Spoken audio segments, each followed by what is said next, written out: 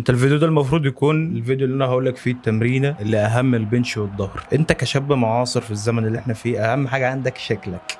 احنا مش محتاجين القوه زي زمان، مش محتاجين اللي انت تعرف تشيل طنين الطوب وتطلع بيهم اخر العماره، مش محتاجين الكلام ده. كل اللي محتاجينه ان شكلك فعلا يكون حلو عشان تكون مقبول ما بين البشر وما بين الطرف الاخر يعني. فالعضلات اللي لو ابرزتها تعرف اللي قدامك او تحسسه بطاقتك الذكوريه وتفرض هيمنتك من غير ما تقول ولا كلمه واحده، هي دي هتكون العضلات الظاهره. وتمارينها ممكن تكون غريبه شويه عليك، على الاقل عضله واحده منهم، بس الباقي صدقني لو ركزت عليه انت ذات نفسك هتحس بالفرق، وانا هقول لك فوائد وازاي تمرن كل واحده فيهم. تمام؟ طبعا من زي ما هو واضح في الصوره عندك الرقبه. عايزك بس تبص على المنظر، يعني عايزك تتامل معايا ثانيتين كده ثلاثه. شايف المنظر ده؟ تحسه عيل في تالتة ابتدائي، وده تحسه رئيس عصابة. فاهم ازاي؟ فالرقبة بتدي المنظر ده. أنا لسه ما وريتكش بقيت جسمه، لسه ما وريتكش حاجة. هو ممكن مثلا لو دخل حتة بلاك بيل كده فلسفة الشكل يعني، حواجب حلوة والعيون مايله لتحت فالحسس ان هو سهم ماشي، فدي حاجه حاده. والجو لاين طبعا كويس خالص، بس الرقبه شايف المنظر؟ دي الحاجه ممكن تغيرها، دي الحاجه الوحيده اللي ممكن تغيرها في شكلك جسمك، هي والجو لاين. فشكل وشك ده اللي بيفرق، ده اللي بيديني الاحساس اللي انت فعلا حد مش ينفع اهزر معاه، لا لازم احاسب على كلامي، لازم فرضت هيمنتك. فاهم؟ بص برضو هنا ده تحسه يعني اللي هو ابن خالتك الصغير يعني.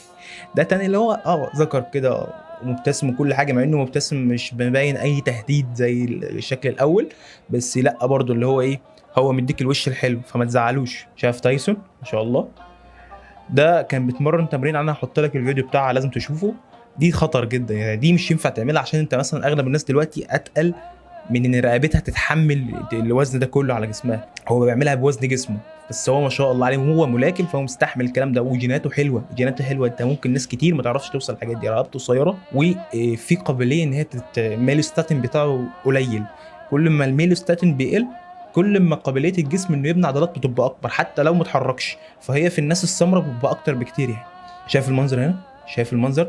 دي العضله الثانيه بقى، فور ارمز او الساعد. هنا مش تحس ان هي حاجه يعني فخمه، بس صدقني انا مبسوط بيها قوي قوي قوي يعني. دي حته كده بص يا صاحبي، شايف المنظر ده؟ صدقني انا مبسوط بيها قوي قوي قوي.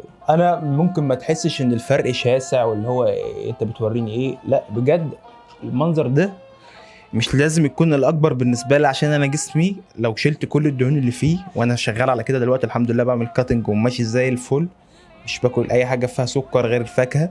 فده بالنسبه لي انجاز يعني، انجاز رهيب. فكره ان انا جسمي كده، معلش على العربيه اللي تحت، بس فكره ان انا جسمي كده وده هو حجم الساعد بتاعي، دي لوحدها حلوه قوي، دي لوحدها فكره جميله. وبعدين انا بقفل اوزان في الجيم، انا بالنسبه لي انا مبسوط قوي قوي قوي قوي. طيب بص بقى على المنظر ده، حاسس ان هي ضعيفه، حاسس ان بيت الجسم مش ليه لازمه، اللي هو ما بتحركش وحاجه ضعيفه في نفسه كده. ما هنا عروق باينه وبتفاصيل، وفي هنا البسبوس الصغير ده، ففي تفاصيل، في كيرفات وفي انحناءات. دي بقى الكيرفات بتاعتنا، ده الراجل الكيرف اللي انت عايز تكونه. فاهم؟ بص هنا برضه تحسسها حد حاسه موس، حاسس ان ده رمح مش ايد. فاهم؟ فده السلاح اللي بقول لك عليه، انت تمشي سلاح ماشي على الارض. بص هنا ايدي برضه حاسسها يعني صابع سوسيس يعني، دي مش ايد. فاهم؟ مدهنينه خالص وحاجه قرف. بص بقى بعد ما اتمرنت شويه وشفطت شويه حبه دهون حلوين، بص الكيرفات، بص بالرسمه. فاهم؟ دي تحسها اللي هي حربه، دي راس حربه، دي مش ايد. فاهم؟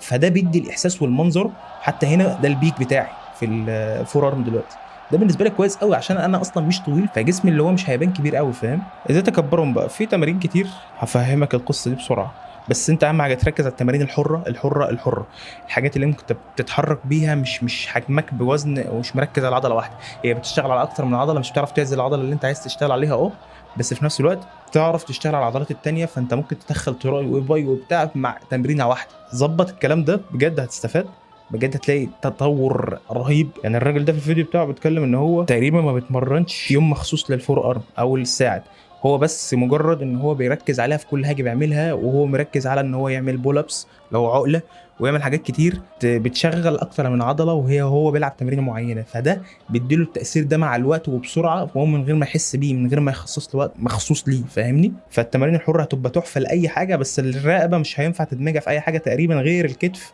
يا دوبك كده حاجات بسيطه. فالرقبه انا هحط لك كل التمارين اللي تقدر تعملها بدون اجهزه عشان ما تشتريش حاجه. ولو في ريزيست باند في الجيم هيستفاد قوي من الحوار ده. هقول لك برضه ازاي تعملها بالريزيست باند، بس لازم تلبس بروتكشن عشان انت ممكن الريزيست باند يطير وتيجي في عينك تتعمي فانت مش تكبر رقبتك وتروح تمطر عينيك يعني. فخلي بالك من النقطه دي.